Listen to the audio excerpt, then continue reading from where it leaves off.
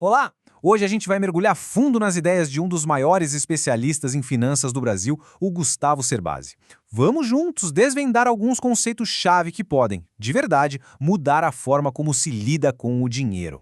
Para começar, vamos pensar numa situação que talvez seja bem familiar. Sabe aquela sensação de guardar dinheiro, de se esforçar todo mês, mas quando se olha o saldo parece que o patrimônio não sai do lugar? Pois é, se isso soa conhecido, a resposta pode estar numa virada de chave, numa mudança fundamental de mentalidade.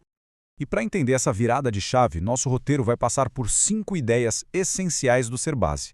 Primeiro, a diferença crucial entre poupar e investir. Depois, a famosa regra dos 80. Vamos falar também sobre a arte de rebalancear a carteira, o que de fato significa longo prazo e, por fim, o que ele considera o verdadeiro segredo do sucesso. Então vamos lá. O primeiro e talvez o mais importante de todos os passos é entender que existe um verdadeiro abismo entre simplesmente guardar dinheiro e o ato de construir riqueza de verdade. A ideia é a seguinte: poupar é só o começo, é a matéria-prima, é o ato de não gastar tudo que entra. Só que dinheiro parado, ou mesmo mal alocado, não trabalha para ninguém. Ele fica ali, esperando para ser usado e, o que é pior, muitas vezes perdendo valor para a inflação.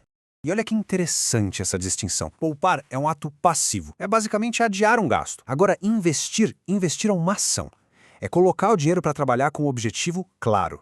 Multiplicar esse valor para que lá na frente seja possível consumir muito mais. É a diferença entre deixar um carro parado na garagem e colocar esse mesmo carro para gerar renda. Certo. Uma vez que se decide investir ativamente, vem a pergunta: mas onde colocar o dinheiro? Para isso, o Cerbasi apresenta uma ferramenta, uma espécie de bússola bem simples e poderosa para guiar a alocação de risco ao longo da vida. A regra é super direta. Pega-se o número 80 e subtrai a idade da pessoa. O resultado é a porcentagem da carteira de investimentos que deveria estar em ativos de maior risco, como ações, que, claro, tem mais potencial de crescimento. O que sobra iria para a renda fixa, que é o porto mais seguro. E aqui a gente vê um exemplo prático. Para alguém com 20 anos, o cálculo seria 80 menos 20, que dá 60. Isso quer dizer que 60% do patrimônio poderia estar em ações e os outros 40% em renda fixa. A lógica por trás disso é que, com mais tempo pela frente, é possível assumir mais riscos em busca de retornos maiores. Mas por que essa lógica funciona? Bom, por alguns motivos. Primeiro, quem é mais jovem geralmente tem menos capital e precisa de um empurrãozinho para ver o patrimônio crescer. Segundo, o risco precisa de tempo para se diluir e para que os resultados apareçam. E por fim, a nossa percepção de perda muda. Perder metade de R$10.000 aos 20 anos tem um peso. Perder metade de 1 milhão aos 50, bom, tem um peso bem diferente. E um detalhe super importante: essa regra não é engessada. O Cerbasi explica que o número 80 tem a ver com a expectativa de vida média. Se na família existe um histórico de longevidade, dá para ajustar esse número para 85 ou até 90, o que torna a estratégia um pouco mais arrojada por mais tempo. Ok, a estratégia foi definida usando a regra dos 80. Mas e aí? O mercado se move, as coisas mudam e o portfólio fica todo desequilibrado. É exatamente aqui que entra um hábito de manutenção que é essencial para o investidor. Rebalancear é basicamente como arrumar a casa, fazer uma faxina na carteira. Imagina que as ações valorizaram tanto que agora elas são 70% da carteira, mas o alvo era 60%. O rebalanceamento manda vender esse excesso de 10% em ações e, com o dinheiro, comprar ativos de renda fixa para voltar à proporção original. O processo todo se resume a 3 passos bem simples. Primeiro, definir a meta, o alvo. Segundo, deixar o tempo e o mercado agirem, o que, com certeza, vai desbalancear os percentuais.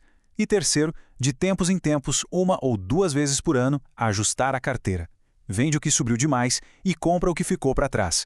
Na prática, isso acaba forçando a venda na alta e a compra na baixa. Isso tudo nos leva a uma das expressões mais usadas e talvez uma das menos compreendidas no mundo dos investimentos, o tal do longo prazo. E aqui está a redefinição poderosa do Cerbasi. Longo prazo é o mesmo que prazo suficiente. Simples assim, elegante e com uma profundidade enorme. Não se trata de 5, 10 ou 20 anos no calendário. Mas o que seria esse prazo suficiente? É o tempo necessário para que a estratégia de investimentos consiga absorver os baques do mercado, se recuperar de crises e até mesmo de erros que, inevitavelmente, vão ser cometidos. é ter a tranquilidade de não precisar resgatar o dinheiro no pior momento possível.